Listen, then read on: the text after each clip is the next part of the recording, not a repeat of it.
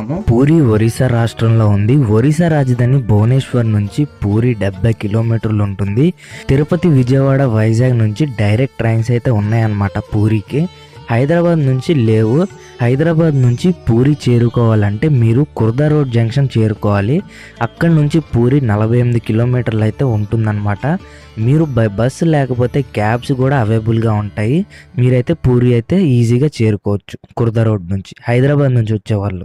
Puri railway station నుంచి జగన్నాథ్ ఆలయం 3 కిలోమీటర్లు ఉంటుంది.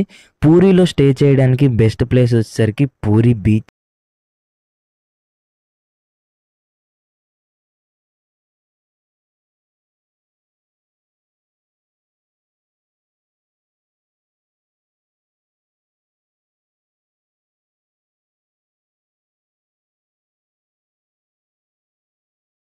Hi friends, welcome to my channel వి కాశ్రమణ అండ్ టీమ్. సో ఇప్పటివరకు మన ఛానల్ని సబ్స్క్రైబ్ చేసుకోకపోయినా, అలాగే ఛానల్ కారణం కొత్తగా వచ్చినా సరే ప్లీజ్ సబ్స్క్రైబ్. అలాగే పక్కన గంట సింబల్ కూడా ఆన్లో పెట్టుకోండి. నా ఫర్దర్ వీడియోస్ రివ్యూస్ మిస్ అవ్వకుండా ఉంటారు.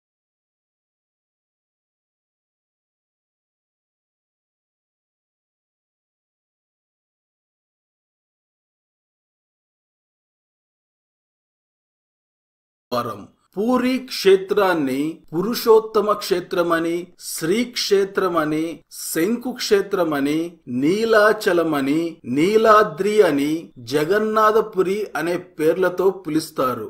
ఇక్కడ శ్రీ మహావిష్ణువు జగన్నాథుడిగా పూజలందుకుంటున్నాడు. జగన్నాథ అంటే విశ్వానికి ప్రభువు అని.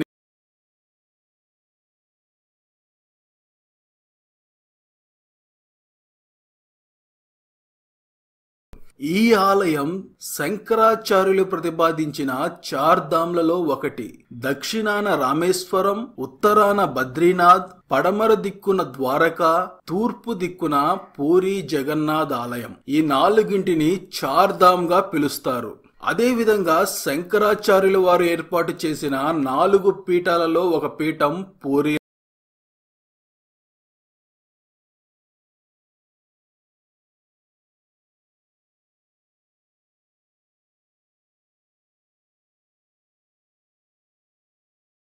పూరి జగన్నాథుని ఆలయం.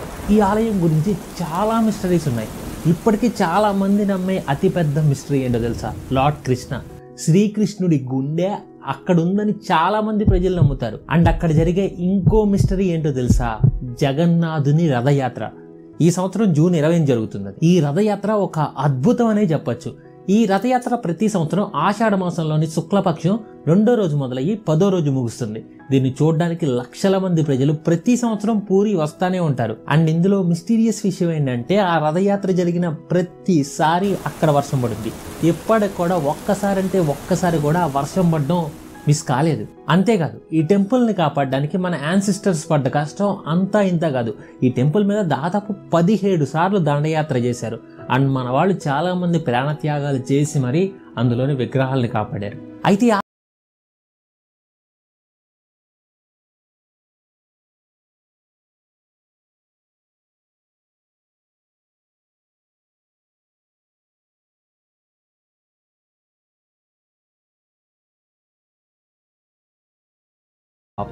Mysteries of Jagannadh temple.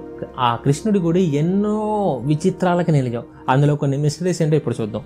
అందులో నెంబర్ 1 ఆ టెంపుల్ ఫ్లాగ్. ఆ టెంపుల్ ఫ్లాగ్ ఎప్పుడు గాలికి ఇటు వేస్తుంటే ఆపోజిట్ డైరెక్షన్లో ఎగురుతుందంట. దీని వెనకాల ఉన్న సైంటిఫిక్ రీజన్ ఏంటి అనేది ఇప్పటికీ ఎవరికీ అర్థం కాలేదు. అండ్ ఈ ఫ్లాగ్లో ఏమైనా విశేషం ఉందా అంటే అది లేదు. ఎందుకంటే ఆ ఫ్లాగ్ని ప్రతిరోజు మారుస్తారు. వర్షం లేదు, ఎండ లేదు, ఎలాంటి సిచ్యువేషన్లో, ఎలాంటి వాతావరణంలో అయినా సరే ఆ ఫ్లాగ్ని మార్చాల్సింది. ఒకవేళ ఆ ఫ్లాగ్ని మార్చకపోవాల్సిన సిచ్యువేషన్ వస్తే 18 సంవత్సరాలు ఆ గుడిని మూసేయాలంట.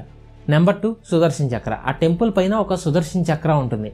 మీరు ఆ టెంపుల్లో ఎటువైపు నుంచి వెళ్ళి చూసినా సరే ఆ సుదర్శన్ చక్ర అనేది మీ వైపే ఫోకస్ చేసి ఉన్నట్టు ఉంటుందంట. దీని వెనకాల ఉన్న లాజిక్ ఏంటి అనేది కానీ, లేదా కన్స్ట్రక్షన్ టెక్నిక్ ఏంటి అనేది కానీ ఇప్పటికి కూడా ఎవరికీ తెలియదు. 3వది, no planes or no boats fly above the temple. అంటే ఆ టెంపుల్ మీద నుంచి ఇప్పటివరకు విమానాలు కానీ పక్షులు కానీ ఎగరలేదంట. అంటే ఇదేమీ విమానాలు ఎగరకూడదని గవర్నమెంట్ పెట్టిన రూల్ ఏమీ కాదు. అయినా సరే ఏం లాజిక్ ఉందో మరి? పక్షులు సరే, విమానాలు అంటే ఆ రూట్ కాదు, ఎగరలేదు అనుకుందాం. మన పక్షులు కూడా ఎందుకు ఇప్పటివరకు ఆ టెంపుల్ మీద నుంచి ఎగరలేదు? Number 4 the temple structure. మీరు రోజులో ఏ టైంలో అయినా సరే వెళ్ళి చెక్ చేయండి, ఆ టెంపుల్ నీడ్ అనేది ఎక్కడా పడదు. ఆ రోజుల్లో ఎటువంటి టెక్నాలజీ లేకుండానే ఇంత అడ్వాన్స్ టెంపుల్ కట్టారంటే మేబీ వాళ్ళు మనకంటే అడ్వాన్స్ అయ్యారేమో ఆ టైంలోనే. నెంబర్ 5 మిస్టరీ ఆఫ్ సింహద్వారం. ఆ గుడికున్న సింహద్వారానికి బయట ఉన్నప్పుడు మీకు సముద్రపు అలలు వినిపిస్తాయంట. అండ్ ఆ సింహద్వారంలోంచి ఒక్కడుగు వేయంగానే మీకు ఎటువంటి అలలు కూడా వినిపించవంట. అదొక మిస్టరీ ఆ టెంపుల్లో. Number 6 the sea mystery. ప్రపంచంలో మీరు ఎక్కడైనా చూడండి, డే టైంలో సముద్రం నుంచి గాలి భూమి మీదకి వస్తుంది, అండ్ నైట్ టైం భూమి మీద నుంచి గాలి సముద్రం మీదకి వెళ్తుంది. కానీ ఇక్కడ మాత్రం దానికి పూర్తిగా ఆపోజిట్లో జరుగుతుంది. ఉదయం పూట గాలి సముద్రం మీదకి వెళ్తుంది, అండ్ నైట్ టైంలో సముద్రం నుంచి భూమి మీదకి వస్తుందంట. దీని వెనకాల ఉన్న సైంటిఫిక్ రీజన్ కూడా తెలియదు. నెంబర్ 7 ద ప్రసాదం మిస్టరీ. ఈ గుడికి దాదాపు రోజు ఒక 2000 నుంచి 20,000 మంది భక్తుల దాకా ఆ పూరి టెంపుల్కి వస్తూ ఉంటారు. కాకపోతే ఇక్కడ విషయం ఏంటంటే ఆ ప్రసాదం అనేది ఎంతమంది వచ్చినా సరే ఒక్కరోజు కూడా ప్రసాదం మిగిలిందంటూ లేదంట. మొత్తం కరెక్ట్గా సరిపోతుందంట. అంటే మళ్ళీ షార్టేజ్ కూడా కాదు, కరెక్ట్గా సరిపోతుందంట. ఇంకోటి ఏంటంటే ఆ ప్రసాదం వండడానికి ఒక కుండ మీద ఇంకో కుండ, ఒక కుండ మీద ఇంకో కుండ, 7 కుండలు పెట్టి వండుతారంట. కింద మంటున్నప్పుడు ఏ కొండ తొందరగా ఉడకాలి, కింద కొండ తొందరగా ఉడకాలి, కానీ పై కొండే తొందరగా ఆ ప్రసాదం అనేది కుక్ అవుద్దంట. ఆ తర్వాత ఒక్కొక్క దానిలో కుక్ అవుతూ చివరికి లాస్ట్ కొండలో కుక్ అవుతుందంట. ఈ కృష్ణ హార్ట్ స్టిల్ దేర్. ఇక్కడ పూరి జగన్నాథ్ గుడిలో హార్ట్ ఉందా లేదా అనేది ఇప్పటికీ కొన్ని ఇయర్స్ పాటు డిబేట్ నడుస్తుంది. కానీ ఇక్కడ విగ్రహాలని ప్రతి 8, 12 లేదా 19 సంవత్సరాలకు ఒకటి మారుస్తూ ఉంటారు. అంటే పాత విగ్రహం బదులు వీళ్ళు ముందే రెడీ చేసుకున్న నిమ్మ చెక్కతో అదే రూపంలో ఇంకొక విగ్రహాన్ని తయారు చేస్తారు. అప్పుడే బ్రహ్మ పరివర్తన్ అనే ఒక ఆనవాయితీ నడుస్తుంది. ఇదే ప్రపంచంలో అత్యంత సీక్రెట్ రిచువల్. ఎందుకంటే దీన్ని చేసేటప్పుడు ఈవెన్ పూజారి కూడా కళ్ళు మూసుకొని చేయాల్సిందే. అదేంటంటే పాత విగ్రహంలోని లైవ్ మ్యాటర్ని కొత్త విగ్రహంలోకి మారుస్తారు.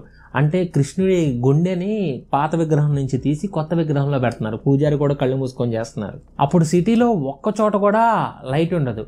ఎందుకంటే ఆ కాంతికి ఆ గుండె అనేది వైబ్రేట్ అవుతూ ఉంటుందంట. అండ్ ఆ గుళ్ళో CCTV కెమెరాస్ కూడా తీసేస్తారు. గుడి లోపలికి పూజారులను తప్ప ఇంకెవ్వరిని రానివ్వరు. పూజారులు కూడా హార్ట్ని లైవ్లో చూడడానికి లేదు. ఎందుకంటే అలా చూసారనుకోండి, వాళ్ళు తట్టుకోలేక ఆ పవర్ని చూసి తట్టుకోలేక ఆ పవర్ని చనిపోతారంట. ఎందుకంటే కలియుగం మనుషులు ఆ పవర్ని చూసి తట్టుకునేంత శక్తితో డిజైన్ చేయబడలేదు. సో